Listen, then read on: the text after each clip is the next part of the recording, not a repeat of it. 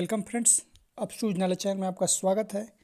दोस्तों, आज की वीडियो में हम जानेंगे डिजिटल रुपए के बारे में। ठीक है, तो चलिए सबसे पहले हम जान लेते हैं दोस्तों कि ये डिजिटल रुपया होता क्या है। ठीक है, तो दोस्तों इसके बारे में हम बात करें तो ये जो डिजिटल रुपया है आपके कैश का ही डिजिटल अवतार है। यानी कि जो आप नोट वगैरह या करेंसी वगैरह जो इस्तेमाल करते हैं ख़रीदारी के लिए सामानों की, उसी का ये क्या है, डिजिटल अवतार है।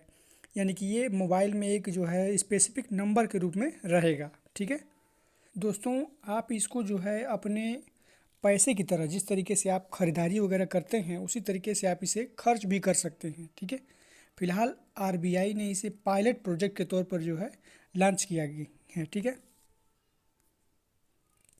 दोस्तों, अब हम जानते हैं कि इसमें यूपीआई या डिजिटल पेमेंट में कितना अलग है। ठीक है, यूपीआई से ये तो दोस्तों आज के दौर में आप जो यूपीआई पेमेंट करते हैं ये सभी ट्रांजैक्शन डिजिटल के रूप में भले ही होते हैं। ठीक है, लेकिन जो सारा लेन देन है वो कहीं ना कहीं कैश के रूप में होता है। ठीक है, यानी दोस्तों आपने जो पेमेंट किया उसका तरीका सिर्फ डिजिटल था। जैसे कि आपने किसी को गूगल पे से पैसे ट्रांसफ़र किया, लेकिन जो है जो भुगतान हुआ वो क्या होगा, वो उसको कैश के रूप में ही जो है माना जाएगा। ठीक है दोस्तों, अगर आरबीआई इस पायलट प्रोजेक्ट को पूरी तरीके से लागू करता है तो आने वाले समय में जो ये कैश ट्रांजैक्शन है, जो नोट वाले जो करेंसी होती है, जो सिक्के वगैरह होते हैं, इनका सिस्टम ही पूरी तरीके से क्या हो जाएगा, ख़त्म हो जाएगा। ठीक है दोस्तों, आगे हम इसमें देखते हैं कि क्या आप इसे ख़रीद सकते हैं कि नहीं। ठीक है दोस्तों, अगर हम इसे ख़रीदने की बात करें तो आप इसे ख़रीद नहीं पाएंगे। ठीक है, क्योंकि जो डिजिटल रुपया है इसे ये कोई चीज़ नहीं है, ये क्रिप्टो करेंसी नहीं है जिसे आप ख़रीद सकते हैं। यह एक जो है करेंसी है। जैसे कि हम लोग मान लीजिए कि हम लोग जो पैसा है प्राप्त करते हैं, कि अर्निंग करते हैं किसी चीज़ के बदले, तो उस पैसे को हम नहीं खरीदते हैं बल्कि पैसे को किसी दूसरे चीज़ के बदले जो है बदलते हैं। इसलिए आप इसे खरीद नहीं सकते। ठीक है, केवल आप इसका जो है आदान प्रदान एक दूसरे से कर सकते हैं। ठीक है, चाहे आप इसे किसी पर्सन टू पर्सन आदान प्रदान करें या फिर जो है आप किसी मर्चेंट के द्वारा जो है आप इसे किसी चीज़ के बदले ले या दे सकते हैं। ठीक है दोस्तों, हो सकता है कि भविष्य में इसे किसी दूसरी करेंसी से जो है एक्सचेंज जरूर किया जा सकेगा इस डिजिटल रुपए को। ठीक है, ये एक टोकन बेस्ड डिजिटल रुपया होगा जो आपके डिजिटल वॉलेट में आएगा। ठीक है, वॉलेट का मतलब है ये है कि जैसे कि हम गूगल पे इस्तेमाल करते हैं या किसी बैंक का ऐप इस्तेमाल करते हैं, उसी तरीके से ये जो रुपया है हमारा डिजिटल रुपया जो है ये उसी डिजिटल वॉलेट में जो है अंकों के रूप में जो है नंबर्स के रूप में रहेगा। ठीक है, आप इसे आसानी से जो है ट्रांसफ़र भी कर सकेंगे, लेकिन जो है इसे ख़रीद नहीं सकते हैं, जैसा कि मैंने पहले ही बताया। दोस्तों, बैंक आपको डिजिटल वॉलेट प्रोवाइड करेंगे और आप इससे ही अपने पैसे खर्च कर सकेंगे। जैसा कि दोस्तों हम गूगल पे या फिर किसी फ़ोन का ऐप जैसा कि मैंने बताया जो है, वैसे ही बैंक आपको जो है आरबीआई या जो भी सिस्टम है उसके माध्यम से आपको एक यूनिवर्सल जो है आपको डिजिटल वॉलेट प्रोवाइड किया जाएगा, जिसमें जो है ये डिजिटल करेंसी जो है आपका डिजिटल रुपया रहेगा, उसी से आप इसे खर्च कर सकेंगे। ठीक है, तो चलिए दोस्तों हम अगले क्वेश्चन पर चलते हैं। अगला क्वेश्चन हमारा ये है दोस्तों कि कहाँ से मिलेगा ये हमारा डिजिटल टोकन, डिजिटल रुपया हमें कहाँ से मिलेगा। ठीक है, तो अगर इसकी बात करें जो है तो दोस्तों डिजिटल टोकन के रूप में ये पैसा होगा ही। इसका इस्तेमाल हम पर्सन टू पर्सन और पर्सन टू मर्चेंट दोनों तरह के ट्रांजेक्शन के लिए कर सकते हैं। ठीक है, इसे जनरल पर्पज़ और होलसेल दो के रूप में भी यूज किया जा सकेगा। ठीक है दोस्तों, 1 नवंबर को आरबीआई ने इसका pilot project wholesale segment launch किया था।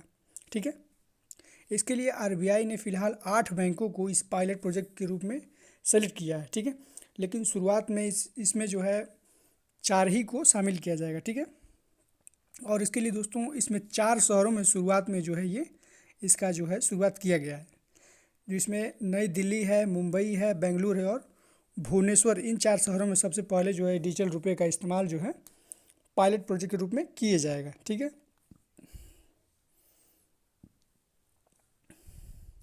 आगे दोस्तों अगर हम बात करें तो आरबीआई की लिस्ट में स्टेट बैंक ऑफ इंडिया जो है, आईसीआईसीआई बैंक, यस बैंक और आईडीएफसी बैंक, जो ये 4 बैंक जो है फर्स्ट सबसे पहले जो है ये 4 प्लेयर होंगे उन 8 बैंकों में से, जिनको जो है आरबीआई ने पायलट प्रोजेक्ट के रूप में शामिल किया। उनमें से 4 बैंक ये होंगे। ठीक है, वहीं bank of Baroda, Kotak Mahindra bank, union bank of India और एचडीएफसी बैंक बाद में इस प्रोजेक्ट में शामिल होंगे। ठीक है। अगला क्वेश्चन हमारा ये है कि क्या यह डिजिटल रुपया का फ़ायदा, इसका फ़ायदा क्या होगा। सबसे बड़ा क्वेश्चन तो यही है कि डिजिटल रुपये का क्या फ़ायदा होगा। तो दोस्तों डिजिटल रुपये के ढेर सारे फ़ायदे हैं। ठीक है। अगर दोस्तों हम इसके फ़ायदे के बारे में बात करें जो है, तो सेंट्रल बैंक डिजिटल रुपये की मदद से फिजिकल कैश मैनेजमेंट के ऑपरेशन कास्ट को कम करना चाहता है। फिजिकल का मतलब जो नोट या सिक्का होता है उसके जो कॉस्ट को कम करना चाहता है। जैसा कि दोस्तों हम जानते हैं कि अभी नोट हो या फिर सिक्के, इनकी छपाई में बहुत ढेर सारी जो है पैसे की खपत होती है, हम सभी लोग जानते हैं इस बात को। वहीं दोस्तों मार्केट में कुछ वक्त के बाद ये नोट हैं जनरली जो है ये ख़राब हो जाते हैं, जिसको रिपेयर करने के लिए, वापस रिप्लेस करने के लिए बैंक को ढेर सारा पैसा खर्च करना पड़ता है। ठीक है। दूसरी तरफ हम बात करें तो इन नोटों और सिक्कों को बैंक तक पहुंचाना भी क्या है, एक बहुत ज़्यादा जो है पैसे खर्च करने वाला जो है प्रोसेस होता है। ठीक है। इस पूरी प्रक्रिया में रिजर्व बैंक ऑफ इंडिया को जो है ढेर सारे पैसे जो है खर्च करना पड़ता है। ठीक है। जैसे कि डिजिटल रुपये के साथ इसी तरह की कोई समस्या नहीं होगी। जैसा कि आप जानते हैं डिजिटल रुपये में कोई ना करेंसी होगी ना कोई नोट होगा। ठीक है। करेंसी तो होगी लेकिन नोट और सिक्कों की जो सिस्टम है ये बंद हो जाएगा। तो इससे जो है जो नोट हैं उनके ख़राब होने की कोई समस्या ही नहीं होगी। ठीक है। ना ही दोस्तों इसे बैंक को छापना होगा, ना ही इसके कटने फटने का डर होगा। ठीक है। वहीं इसकी मदद से ऑनलाइन जो सुरक्षा है वो भी और ज़्यादा बढ़ जाएगी। ठीक है। गलत ट्रांजैक्शन की वजह से होने वाले जो नुकसान है उसको भी रोकने में मदद मिलेगी। ठीक है। चूँकि ये टेक्नोलॉजी ब्लॉकचेन पर बेस्ड होगी, इसलिए इसके गलत अकाउंट में जाने की संभावना भी नहीं रहेंगी। जिसको आप भेजेंगे उसी को क्या होगा, ये जो है जाएगा। ठीक है। तो दोस्तों इतनी बात जो है ये इस डिजिटल रुपये के बारे में है। मुझे उम्मीद है कि आपको ये डिजिटल रुपया पूरी तरीके से समझ में आ गया होगा। ठीक है दोस्तों, अगर आपको समझ में कोई भी पॉइंट नहीं आया तो आप मुझे कमेंट करके बताइए। ठीक है। और समझ में आ गया तो भी जो कमेंट करके आप मुझे बता दीजिए। और दोस्तों अगर वीडियो अच्छी लगे तो लाइक कर दीजिए, और ऐसे ही वीडियो के लिए चैनल को सब्सक्राइब कर दीजिए, और इस वीडियो को अधिक से अधिक शेयर कीजिए ताकि दूसरे लोगों को भी इसके बारे में पता चले।